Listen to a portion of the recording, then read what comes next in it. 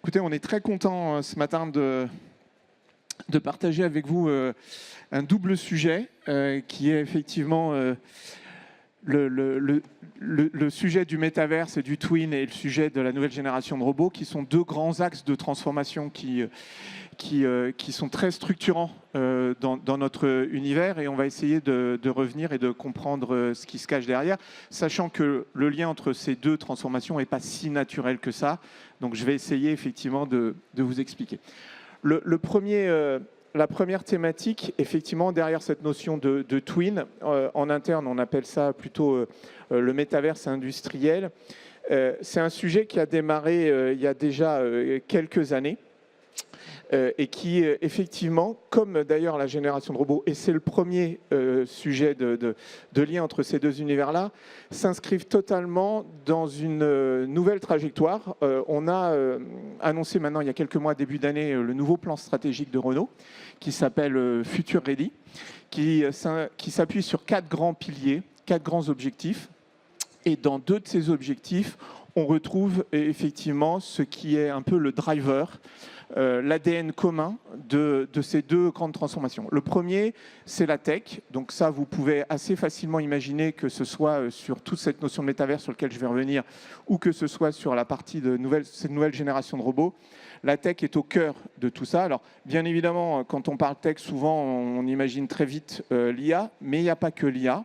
Il y a toute une partie mécanique, il y a toute une partie, effectivement, aussi d'infrastructure. Donc, beaucoup d'innovation tech, et comme vous le savez, ça bouge énormément.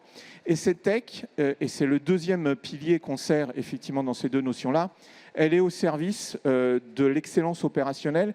Et dans l'industrie, quand on parle d'excellence opérationnelle, c'est bien évidemment, la compétitivité et toute la productivité qui nous est demandée pour produire des voitures de qualité à moindre coût et de plus en plus dans des timings relativement compactés. Donc le premier lien qu'on fait entre ces 2 mondes, c'est bien évidemment cette notion d'innovation technologique et cette notion de compétitivité et de productivité. Le deuxième lien, il est effectivement autour de la data, et pour essayer d'expliquer ce qui a été fait chez Renault derrière cette notion de jumeaux numériques et de métaverse, j'ai une petite slide qui résume un tout petit peu ce qu'a été toute cette journée depuis maintenant quelques années. Ce qu'il faut savoir, c'est qu'il y a maintenant un peu plus de 5 ans, on a fait un pari assez important, qui est de dire tout va se passer autour de notre capacité à capter de la donnée en masse. Donc on a énormément travaillé sur la captation de la donnée au sein des équipements, donc beaucoup de travail autour avec les automaticiens sur le côté effectivement structuration, ontologie de la donnée, donc capter toutes ces données sur une grande diversité d'équipements, mais ça a été aussi des capacités à élargir en mettant des capteurs là où on avait une donnée qui était manquante. On a ouvert l'écosystème effectivement un petit peu en dehors, un petit peu, même beaucoup en dehors de nos usines, auprès notamment de nos fournisseurs, sur toute la partie transport, ce qui nous amène aujourd'hui à capter à peu près 5 milliards de données tous les jours. 5 milliards de données qui sont effectivement structurées, collectées, et qui nous permettent de faire vivre un réplica temps réel de l'ensemble de nos assets physiques, qui se constituent aujourd'hui autour d'à peu près 1 million de jumeaux numériques qui sont effectivement le vrai réplica de l'ensemble de ces assets.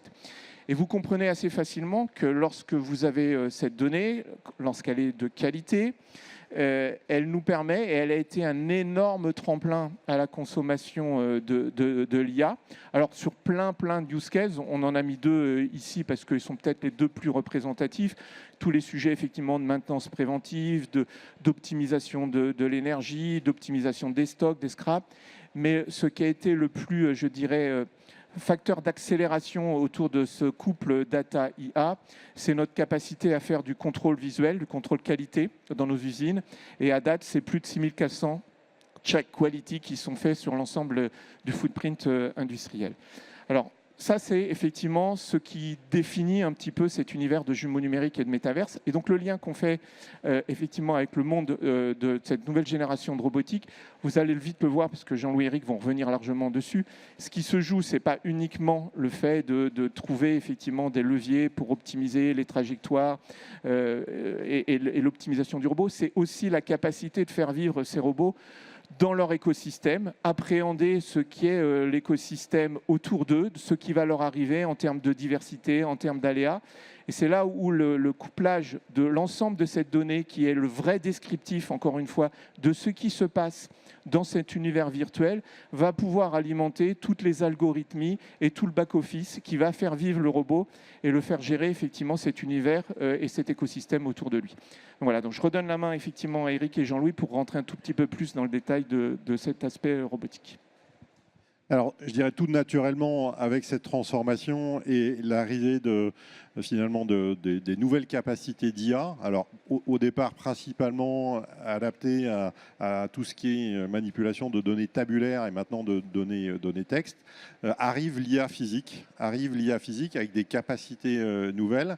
Et donc, pour nous, se pose le challenge de continuer cette transformation en allant sur la partie physique de nos opérations industrielles.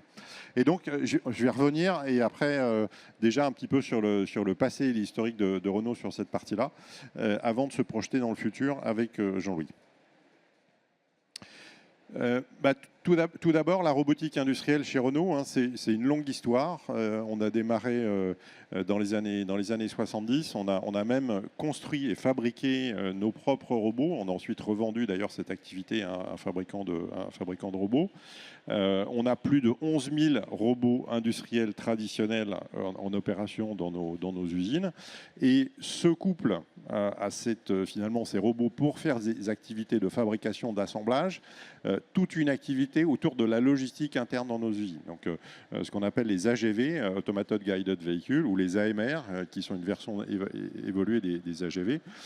Et une usine standard chez nous, on a 22 usines, hein, c'est à peu près 700 à 800 AGV par usine. Hein. Donc, on a aussi un parc assez colossal d'AGV, avec du coup une capacité d'orchestration de toutes ces opérations industrielles grâce au travail qu'on a fait sur le métaverse.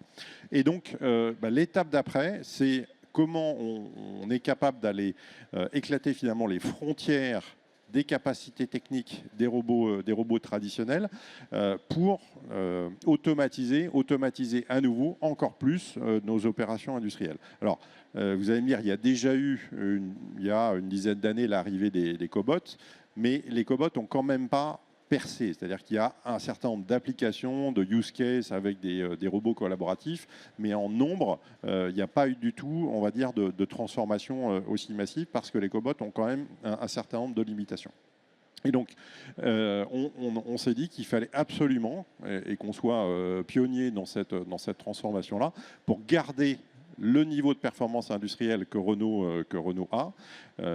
Notre collaboration avec nos collègues japonais de Nissan nous ont donné une avance et une capacité sur le Lean, le management standard des opérations.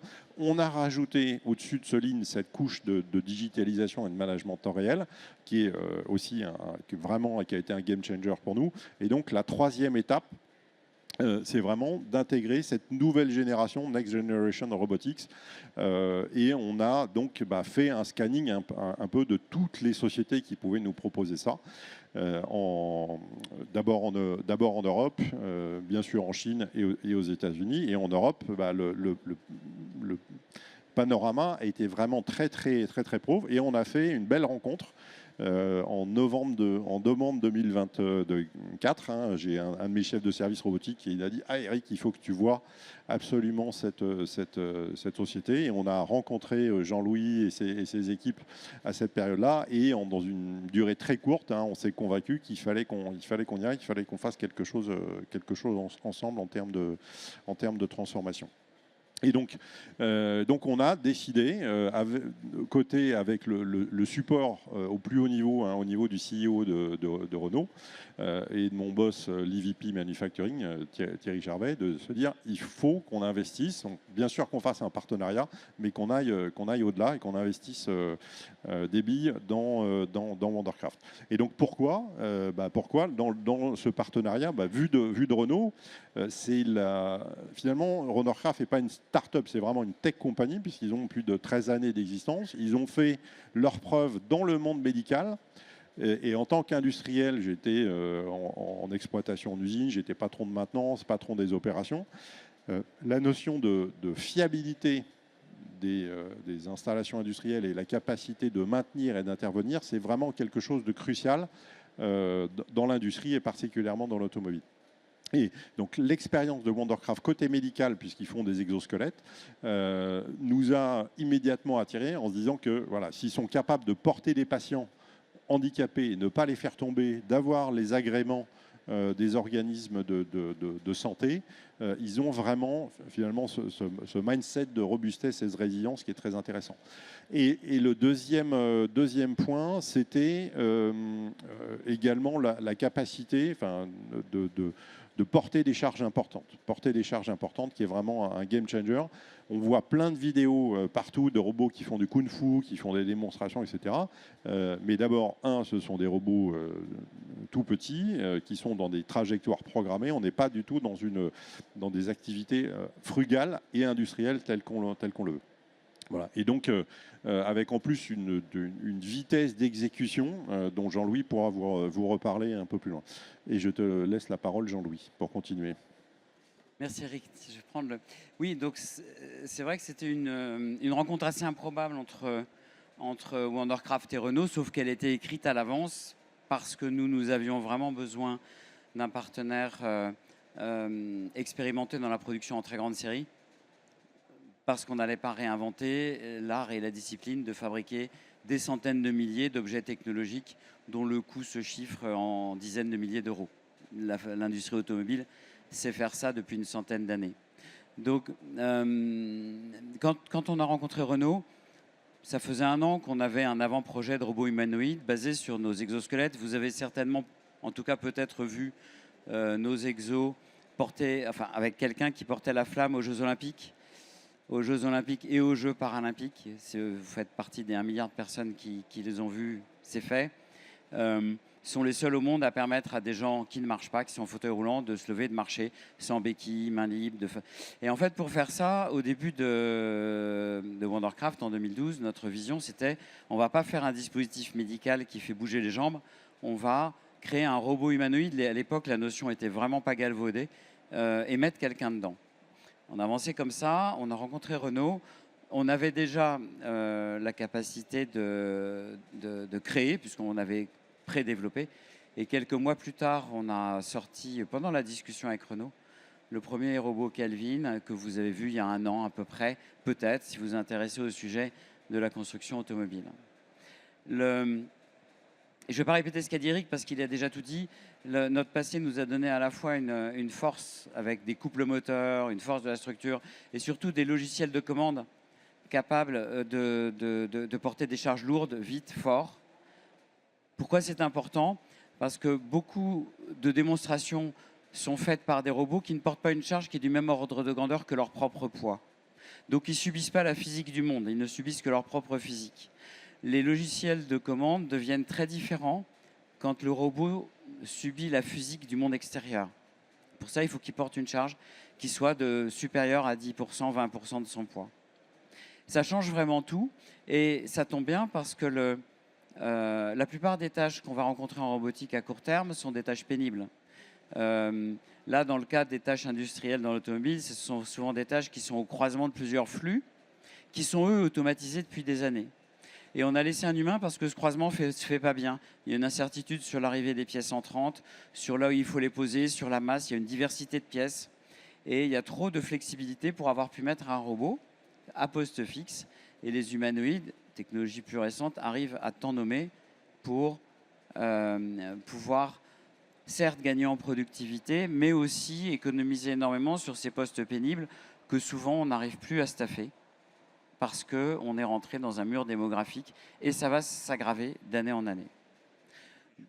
Et parce qu'il fait chaud. Ouais. En ce moment, à Douai, il fait chaud et les humains peuvent littéralement plus faire des charges où on porte, vous avez aperçu une photo, toutes les 4 fois par minute, un pneu qui peut faire 14 kg d'un conteneur. Et des tâches comme ça, il y en a des milliers dans l'industrie, dans la construction. Et après, dans l'aide à la personne. Donc, on est arrivé avec cet héritage de charges lourdes, effectivement, de logiciels de contrôle qui savent gérer des charges lourdes. Je répète, ce n'est pas anodin. Et de suffisamment de culture de fiabilité. Alors après, les problèmes de fiabilité qu'on a rencontrés dans la robotique humanoïde par rapport aux exosquelettes sont encore plus accentués. Mais une culture de fiabilité, d'une part, accentuée par le fait qu'on ne veut pas que notre patient qui utilise le robot tombe. Donc il ne faut pas que le robot tombe en panne. Et deuxièmement, parce qu'on a sur le dos le marquage CE et la FDA sur des catégories d'objets assez élevées depuis des années. Et donc, on a mis dans nos équipes, vraiment dans l'ADN de nos équipes, de la qualité depuis la conception. Voilà, donc ce qui est, alors à titre personnel, je précise une chose, c'est que j'ai été des deux côtés de la barrière dans ma carrière maintenant longue, hélas, grands groupes, petites entreprises. Les partenariats entre start-up et... On n'est plus tout à fait une start-up puisqu'on a 12 ans, mais entre petites et grandes entreprises ne sont pas faciles. Et avec Renault, c'est un client très exigeant, parce que c'est en même temps notre client, mais ça se passe vraiment très bien. Et je pense qu'ils ont des choses à raconter sur comment réussir ce genre de partenariat. Tu veux reprendre ? Ouais, tu peux peut-être partir de la partie développement et puis je commenterai le déploiement après. Oui, donc c'est vrai qu'on s'est mis d'accord sur les termes du partenariat en 10 jours, littéralement. Entre notre rencontre et on a écrit 6 points sur une feuille A4. Après, ça a pris un petit peu plus de temps pour signer un partenariat. Donc, on s'est mis d'accord en octobre, novembre 2024. On a signé en 2025, mais on avait déjà commencé. On est parti lancer. On avait développé le premier qui s'appelle Calvin 40 parce qu'il porte 40 kilos, ce qui est assez unique, et qu'il a été développé en 40 jours, ce qui est aussi assez unique, avant de signer. Et on l'a montré après. Ça a été un grand succès commercial. C'est un grand succès commercial parce qu'évidemment, notre rôle, ce n'est pas du tout de vendre seulement à Renault, hein, c'est de vendre à tout le monde. Et là, on est en train d'explorer avec Renault, puis les autres clients potentiels, les milliers d'autres clients potentiels, à peu près tous les use cases, tous les cas d'usage dans l'industrie manufacturière en partant par l'automobile. Et donc sur ce déploiement, donc, il est actuellement en test à l'usine de Douai en équipe de nuit chez nous, hein, donc, où on tourne avec un temps cycle de 2 minutes.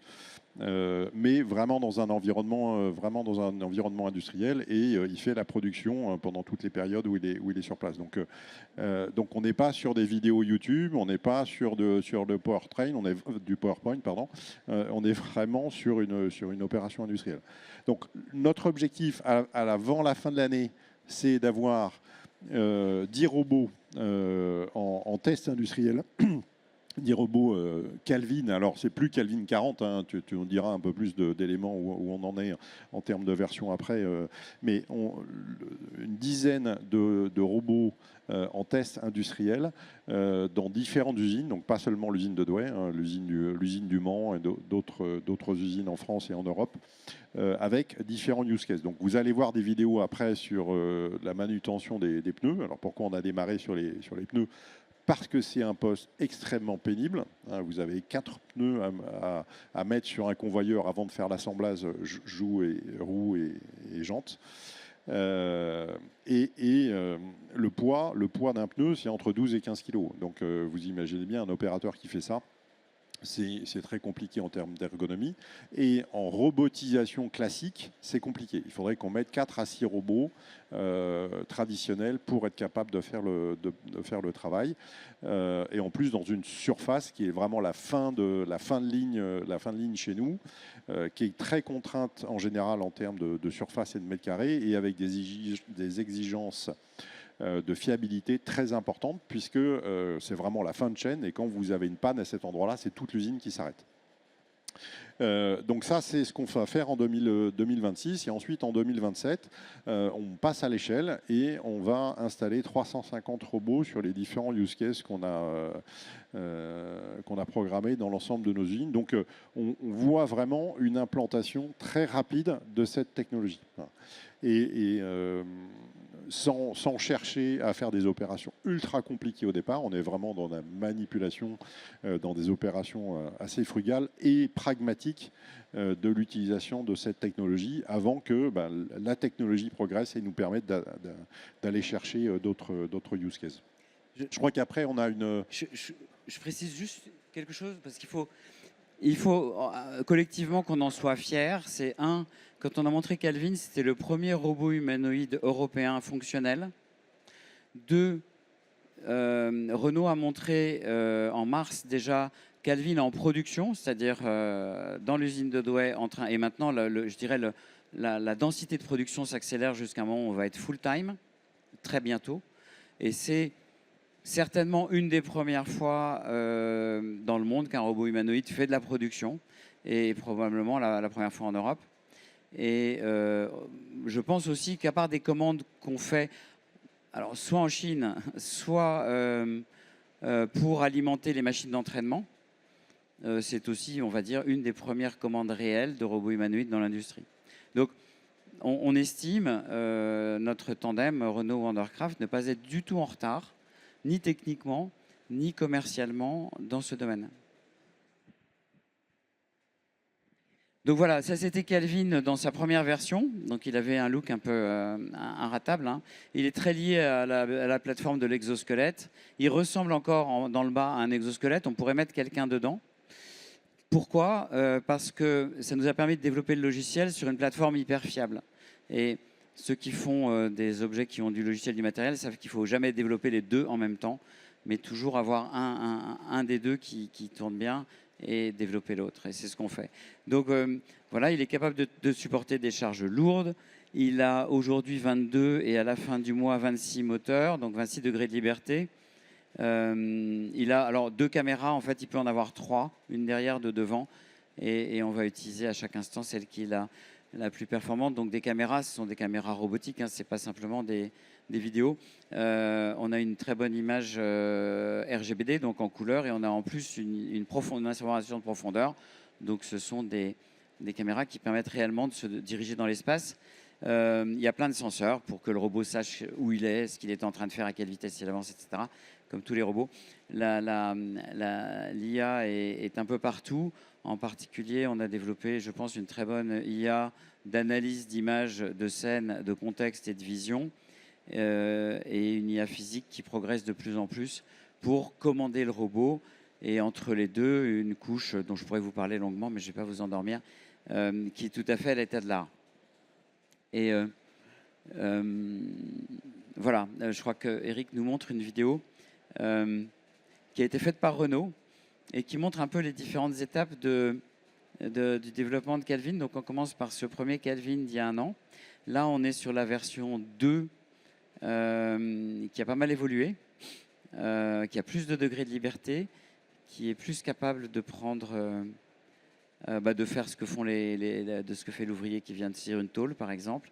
Et il n'a pas seulement des grosses paluches en forme d'assiette pour prendre des pneus. Ce que le film exprime, et allez le voir sur YouTube, c'est la très bonne congruence, je dirais, entre un client qui est aussi un partenaire très exigeant et qui connaît parfaitement bien ses métiers, et un roboticien qui apprend à connaître ses métiers pour les injecter dans le robot. Et c'est vraiment une chance. Alors j'espère que c'est une chance pour Renault de travailler avec Wandercraft, et c'est vraiment une grande chance pour Wandercraft de travailler avec Renault, qui est réputé comme étant l'un des plus performants constructeurs de voitures en termes de process industriel, parce que tout ce qui a été dit tout à l'heure, comment on va s'insérer dans le process, quel niveau de qualité on demande, ils en sont les meilleurs coachs. J'insiste sur un point qui n'est pas très bien perçu par l'industrie des robots. Le facteur de succès de tous ces robots industriels, et même ceux qui iront dans les appartements plus tard, ça n'est pas l'agilité, le kung-fu, le marathon, la durée de vie des batteries. C'est une seule chose, c'est ce que j'appelle 999. Quand est-ce qu'on arrive à 1 erreur sur 1000 sur les tâches. C'est à peu près l'ordre de grandeur pour travailler dans une usine. Pour travailler dans un lieu public ou un appartement, on va être 2 ordres de grandeur supérieurs encore. Vous avez vu à Vivatech, il y a 2 robots qui se sont mis à tout casser autour d'eux. Ils ont descendu les écrans de télé. Voilà, un robot aujourd'hui qui n'a pas été entraîné comme ça, c'est très risqué. Ce sont des objets qui ne sont pas fiables dans leur prise de décision et dans leur hardware. Et c'est normal. Là, vous venez voir une chose, par exemple, qu'on est les seuls à voir, et c'est grâce à Renault qu'on a pu les mettre en place. Elle n'est pas sur cette image-là, elle était sur celle d'avant. Une grosse boîte jaune sur le dos du robot. On ne peut pas lâcher un robot dans une usine sans une chaîne de sécurité certifiée. La plupart des roboticiens n'ont pas travaillé suffisamment en symbiose avec, par exemple, un constructeur automobile pour mettre, dès le démarrage de la coopération, une sécurité certifiable dans le robot. Voilà, la fiabilité et la sécurité sont des exigences qui n'ont pas encore pénétré complètement notre industrie. Et nous, on a pu y accéder beaucoup plus rapidement grâce à ce partenariat. Donc là, vous avez eu un résumé sur cette vidéo finalement d'une année de développement technique et de collaboration, et avec les exemples de travaux sur la ligne de Douai, directement en production, avec un environnement complètement sécurisé. On s'est partagé l'activité entre ce que disait Jean-Louis sur la partie sécurité, en utilisant finalement les normes industrielles que nos équipes maîtrisent, en termes de sécurité industrielle, pour qu'on soit capable d'installer ça très rapidement sur une ligne, en respectant toutes les normes CE. Donc on est vraiment basculé dans une phase de déploiement, même si en parallèle il y a encore beaucoup de modifications et d'améliorations techniques, de vitesse, etc. Mais c'est une révolution qui est vraiment en marche. Et puis, moi, je veux rebondir sur ce que tu as dit. Je pense qu'il y a une vraie fierté quand même, parce que alors, nous, dans le monde automobile, on est squeezé entre l'innovation chinoise et encore américaine. Et c'est vrai que sur ce sujet-là, pour le coup, il y a un vrai cocorico à faire, parce que c'est du made in France, quoi. Donc ça, c'est top. Et c'est pas qu'un cocorico, hein. Dans 5 ans, mettons 8 ans, il y aura une pénétration très forte de ces robots qui ont différents formes facteurs, mais le facteur de forme humanoïde sera probablement dominant. Si quelqu'un éternue dans le détroit de Malacca, qu'un continent ou qu'un grand pays qui nous aura vendu ces robots, ou son IA d'ailleurs, trouve que c'est bien d'extraire un petit peu plus de l'Europe ou de la France, nos usines peuvent s'arrêter, nos EHPAD peuvent s'arrêter, nos hôpitaux peuvent s'arrêter, nos écoles peuvent s'arrêter. Donc l'indépendance de notre continent vis-à-vis de ceux qui ne sont pas immédiatement et en permanence, éternellement amicaux, est encore plus importante que dans tout le reste. Parce que ces 2 technologies que j'appelle l'agentisation, l'IA et les robots, seront partout, dans tous les process, et sont capables de les arrêter à chaque instant. C'est pire que le pétrole, parce qu'au moins il y a des trucs qui marchent à l'électricité. Ça sera partout. Donc soyons attentifs, et je ne prêche pas du tout pour ma paroisse, mais plutôt pour mes enfants, dans le fait que nous soyons indépendants en robotique et en IA.